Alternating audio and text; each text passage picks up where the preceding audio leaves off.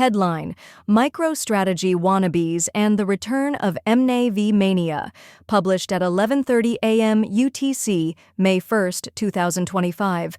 mNAV speculation in public markets is back. Coined as a colloquial oversimplification in crypto lingo, mNAV means multiple to net asset value, or the ratio of market capitalization to the crypto assets held by a public company. However, as with most parlance from the nascent crypto sector, the acronym is a misnomer. Unlike trusts, public companies do not have net assets, a controlled term, nor is there any right of common shareholders to redeem shares for any assets. Even MicroStrategy, the largest company trading at a positive mNAV, explicitly tells its shareholders that its stock, MSTR, doesn't confer any ownership interest in the Bitcoin, BTC, the company holds. Nevertheless, as of publication time, there are at least half a dozen public companies on U.S. stock exchanges trading at a positive mNAV.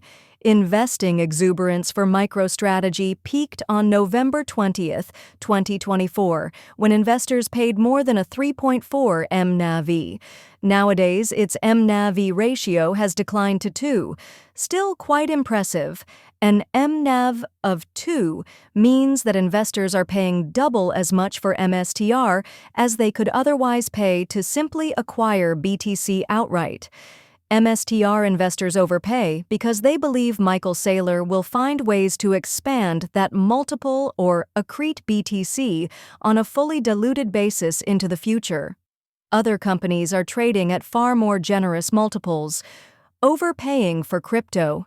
Beyond MicroStrategy, Cantor Equity Partners, CEP, Jack Mallers' newly formed company controlled by Tether and Bitfinex, closed Wednesday's trading session with a market cap of $433 million on the aspiration of obtaining 2.7% of 42,000 Bitcoin, worth about $107 million. That places CEP's mNAV at an impressive 4. UpXi, UPXI, recently closed a $100 million private placement that it intends to use to purchase Solana, SOL. Under the assumption that it will acquire $100 million worth of SOL in short order, it closed Wednesday's trading session at a $407 million market cap, or mNAV, of 4.01. SOL Strategies, CYFRF, secured a $500 million convertible note facility to acquire SOL. It has only tapped some of that facility, however, and last disclosed 267,151 SOL on its balance sheet that would be worth about $40 million today if that token count hasn't increased. That imputes an mNAV of 8.2 at its closing market cap of $330 million. Elsewhere, DeFi Development Corporation, JNVR, raised $42 million to buy SOL. It closed at a $109 million market cap for an mNAV of 2.6.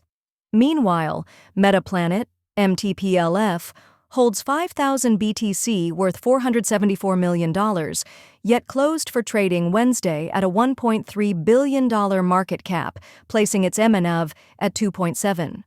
Finally, the $392 million Boya Interactive Boyaf holds $317 million worth of BTC, meaning its mNAV is 1.2.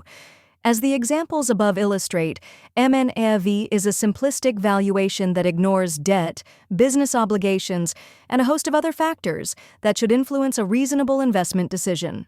Nevertheless, with so many ratios above 1, it's clear that a round of mNAV mania is once again infecting crypto traders.